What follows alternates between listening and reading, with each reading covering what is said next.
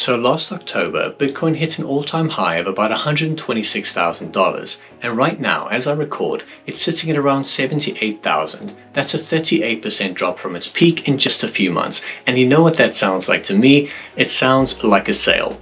But we're not just going to take that at face value, because in today's video I'm going to break down exactly where Bitcoin is right now, the case for buying it, the case for not buying it, and why personally as a long-term investor I've decided that now is the time to open up my Coinbase app and add some more Bitcoin to my portfolio live and in real time on the video. So let's get started. Now, before we start, just remember I'm not a financial advisor and this is not financial advice. I'm just a guy on YouTube sharing my investing journey, and you should always do your own research and make decisions based on your risk appetite.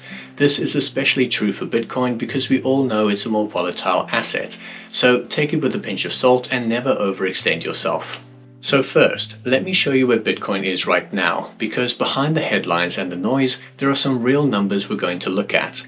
Bitcoin's all-time high was around $126,000, hit on the 6th of October last year. From that point, it dropped sharply, and on the 6th of February this year, it hit a local low of just over $60,000. Since then, it's recovered somewhat to around $78,000 as I record this. So we're not at the top.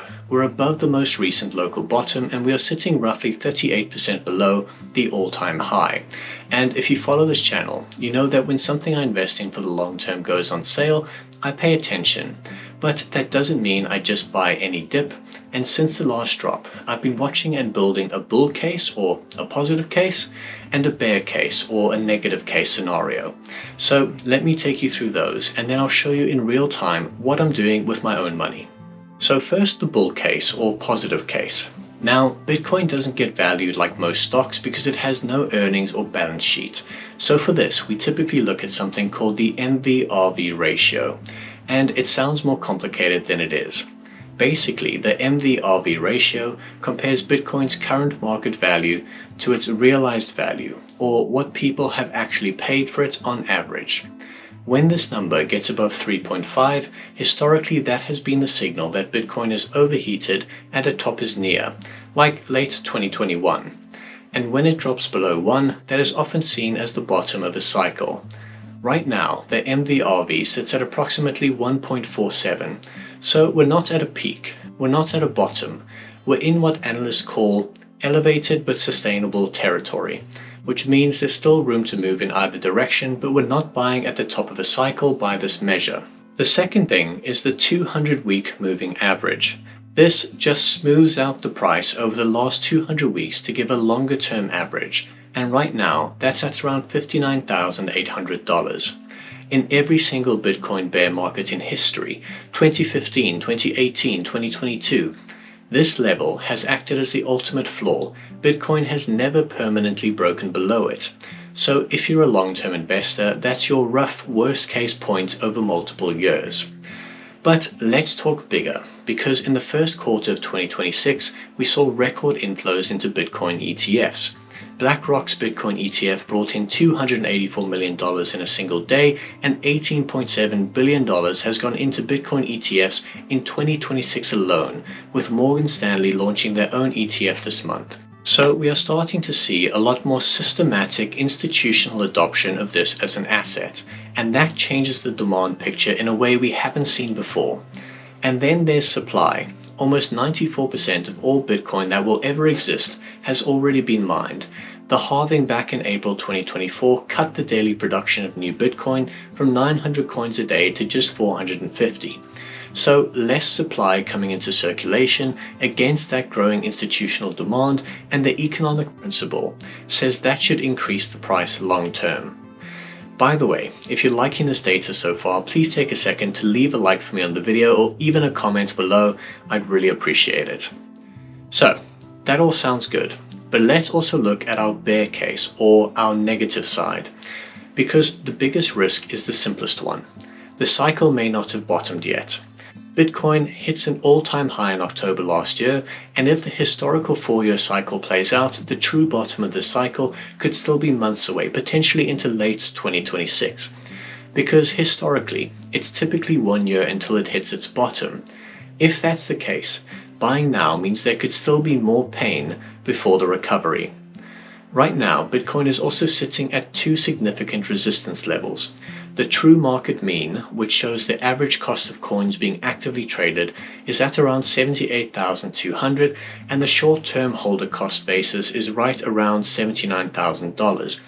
But simply put, a large group of recent buyers are in a loss, and if Bitcoin doesn't rise above those levels, there could be more selling as those holders look to cut losses. And the 200-week moving average at 59,800, while it's historically been the floor, is not a guaranteed floor. In 2022, Bitcoin fell below it and stayed there for an extended period. If economic conditions around the world decline, there's a risk to go below that. And the last thing to talk about is the returns. Each Bitcoin cycle has produced smaller percentage returns than before. Think of Apple, where for years it grew like a rocket ship, but now it's larger and more stable. It's typically single or low double-digit returns. Warren Buffett famously said, "No trees grow to the sky." So the days of 700 or 1000% gains are likely behind us, but that also means the drops should be less volatile as well as the assets mature and hopefully produces more steady returns. So that's our bull and bear case, and as always, no one truly knows what will play out. Not me, not the analysts, and not random people on the internet. But let me tell you my own situation, because right now, I own just a measly £101 in Bitcoin as part of an over £16,000 portfolio.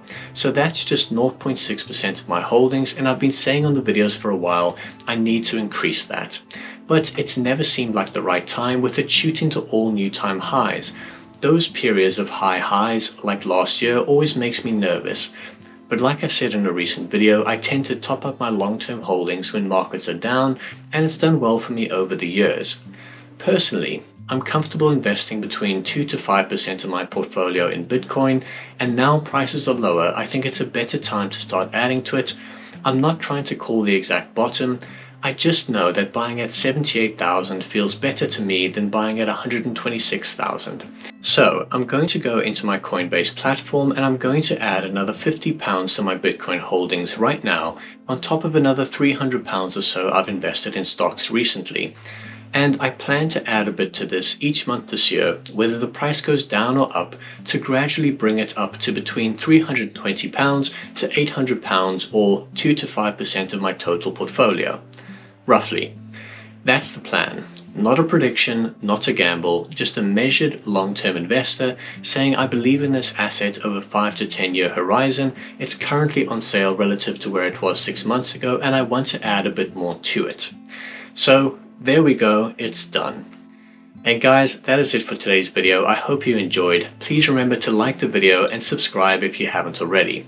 YouTube thinks you'll like this video to watch next, and I'll see you next Wednesday as always on Casual Cash.